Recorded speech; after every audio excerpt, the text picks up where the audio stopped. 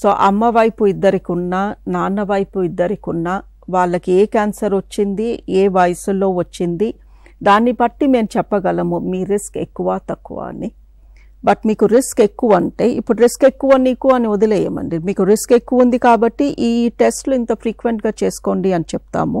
But ఎవరికైనా strong family history ఉన్నప్పుడు there is a blood test.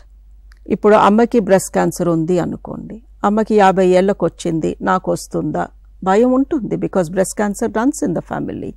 So మీకు ఆ భయం ఉన్నప్పుడు మీలో నుంచి ఒక బ్లడ్ టెస్ట్ తీసుకుంటాము, క్రోమోజోమ్స్ అనలైజ్ చేస్తాము.